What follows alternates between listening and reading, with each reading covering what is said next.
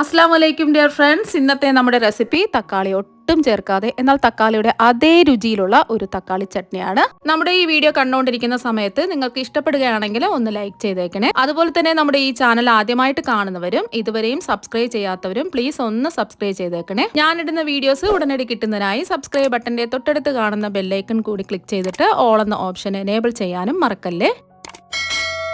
ആദ്യം തന്നെ ഒരു പാനിൽ 1 ടീസ്പൂൺ വെളിച്ചെണ്ണ ഒഴിച്ചു കൊടുക്കാം. വെളിച്ചെണ്ണ ഉണ്ടെങ്കിൽ വെളിച്ചെണ്ണ തന്നെ എടുക്കുക. വെളിച്ചെണ്ണ ആവുമ്പോൾ ഒരു നാടൻ ഫ്ലേവറും നല്ലൊരു ടേസ്റ്റും ഒക്കെ കിട്ടും. ഇനി ഇതിലേക്ക് ഒരു മീഡിയം സൈസ് സവാള ചെറിയ പീസുകളായിട്ട് കട്ട് ചെയ്തെടുത്തിട്ടുള്ളതാണ് ഇതിലേക്ക് ചേർത്ത് കൊടുക്കുന്നത്. സവാള കട്ട് ചെയ്തെടുക്കുമ്പോൾ നീളത്തിൽ കട്ട് ചെയ്തെടുക്കുകയോ അല്ലെങ്കിൽ ചെറിയ പീസുകളായിട്ട് ഇതുപോലെ കട്ട് ചെയ്തെടുക്കുകയോ ചെയ്യുക. അപ്പോൾ എങ്ങനെ വേണമെങ്കിലും സവാള കട്ട് ചെയ്ത് എടുക്കാവുന്നതാണ്. ഞാനിപ്പോൾ ഈ രീതിയിലാണ് കട്ട് ചെയ്ത് എടുത്തിട്ടുള്ളത്. സവാള പെട്ടെന്ന് വാടി കിട്ടുന്നതിന് വേണ്ടിയിട്ടാണ് ഇങ്ങനെ സവാള കട്ട് ചെയ്ത് ചേർക്കുന്നത്. ഇനി ഇതൊന്ന് ഇളക്കി കൊടുക്കാം. മീഡിയം ഫ്ലെയിം വേണം വെക്കാനായിട്ട്, ഫ്ലെയിം കൂട്ടി വെക്കരുത്.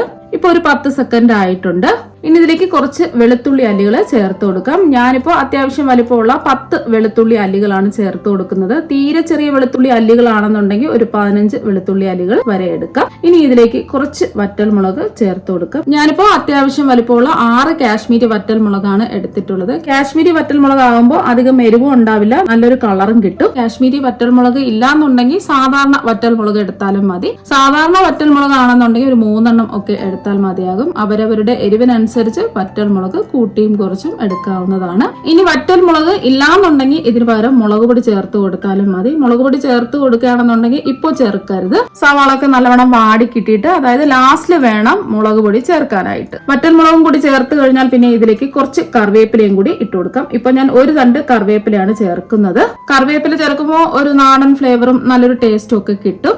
ഇനി ഇതൊന്ന് ഇളക്കി കൊടുക്കാം. ഇപ്പൊ വീണ്ടും ഒരു 10 സെക്കൻഡ് ആയിട്ടുണ്ട്. ഇനി ഇതിലേക്ക് ആവശ്യത്തിനുള്ള ഉപ്പ് ചേർത്ത് കൊടുക്കാം. ഞാനിപ്പോ ഇതിലേക്ക് ഒരു 1/4 ടീസ്പൂൺ ഉപ്പാണ് ചേർത്ത് കൊടുക്കുന്നത്. അവരവരുടെ അളവിനനുസരിച്ച് ഉപ്പ് ചേർത്ത് കൊടുക്കാം.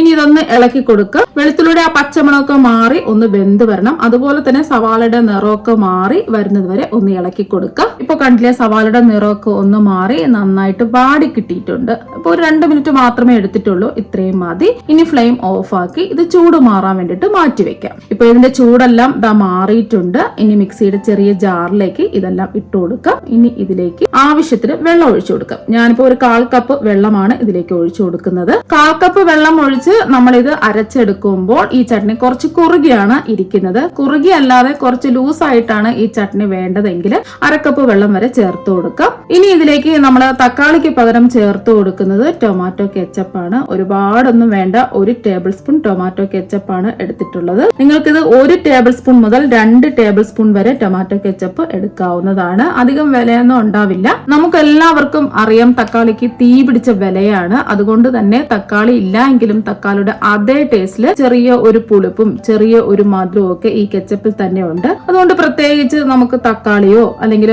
പുളിപ്പിന് വേണ്ടിയിട്ട് പുളിയോ ഒന്നും ചേർക്കേണ്ട ആവശ്യമില്ല. ഈ ടൊമാറ്റോ കെച്ചപ്പ് കൂടി ചേർത്ത് കഴിഞ്ഞാൽ ഇനി ഒന്നും ചേർക്കാനില്ല. ഇത് നല്ല സ്മൂത്ത് ആയിട്ട് ഒന്ന് അരച്ചെടുക്കാം. ഇപ്പൊ നല്ലവണ്ണം ഒന്ന് അരച്ച് എടുത്തിട്ടുണ്ട്. ഇപ്പൊ കണ്ടില്ലേ, കുറച്ച് കുറുകിയാണ് ഈ ചട്നി ഇരിക്കുന്നത്. ഇതാ കണ്ടില്ലേ, നല്ല സ്മൂത്ത് ആയിട്ട് അരിഞ്ഞു കിട്ടിയിട്ടുണ്ട്. ഇനി ഒരു പാനില് 1.5 ടീസ്പൂൺ വെളിച്ചെണ്ണ ഒഴിച്ചു കൊടുക്കാം. വെളിച്ചെണ്ണ ഉണ്ടെങ്കിൽ വെളിച്ചെണ്ണ തന്നെ എടുക്കുക, അല്ലെങ്കിൽ ഏതെങ്കിലും എണ്ണ എടുത്താലും മതിയാകും. എണ്ണ ഒന്ന് ചൂടാതിന് ശേഷം ഇതിലേക്ക് 1/2 ടീസ്പൂൺ കടുക് ഇട്ട് കൊടുക്കാം. കടുക് ഒന്ന് പൊട്ടി വരട്ടെ. ഇപ്പൊ കടുക് ഒന്ന് പൊട്ടി വന്നിട്ടുണ്ട്. ഇനി ഇതിലേക്ക് 2 or 3 വറ്റൽമുളക് 2ആയിട്ട് മുറിച്ചതിലേക്ക് ഇട്ട് കൊടുക്കാം. അതുപോലെ തന്നെ ഒരു തണ്ട് കറിവേപ്പിലയും കൂടി ഇട്ട് കൊടുക്കാം. ഇനി ഇതൊന്ന് ഇളക്കി കൊടുക്കാം. ഇപ്പോൾ വറ്റൽമുളകിന്റെ നിറമൊക്കെ ചെറുതായിട്ട് മാറി വരുമ്പോൾ ഫ്ലെയിം ഓഫ് ആക്കി ആ ചൂടോടുകൂടി തന്നെ ചട്നിയിലേക്ക് ചേർത്ത് കൊടുക്കാം. ഇനി ഇതൊന്ന് ഇളക്കി കൊടുക്കാം. ഇപ്പോൾ നമ്മുടെ തക്കാളി ചേർക്കാത്ത തക്കാളിയുടെ അതേ ടേസ്റ്റുള്ള തക്കാളി ചട്നി ഇവിടെ റെഡി ആയിട്ടുണ്ട്. നല്ല അടിപൊളി ടേസ്റ്റ് ആണ് കഴിക്കാനായിട്ട്. ഇത് ദോശയുടെ കൂടെയും അതുപോലെ തന്നെ ഇഡലിയുടെ കൂടെയും സൈഡായിട്ട് കഴിക്കാനായിട്ട് അടിപൊളി ടേസ്റ്റ് ആണ്. ഒരു പ്രാവശ്യം നിങ്ങൾ എന്തായാലും ഉണ്ടാക്കി നോക്കിയാൽ വീണ്ടും വീണ്ടും ഉണ്ടാക്കി കഴിക്കാൻ തോന്നും. അപ്പോൾ നിങ്ങൾ എല്ലാവരും ഇതുപോലെ ഒരു പ്രാവശ്യം ഒന്ന് ട്രൈ ചെയ്ത് നോക്കുക. തീർച്ചയായും നിങ്ങൾക്ക് എല്ലാവർക്കും ഇഷ്ടമാകും. അപ്പൊ നമുക്ക് മറ്റൊരു വെറൈറ്റി വീഡിയോ ആയിട്ട് വീണ്ടും കാണാം. താങ്ക്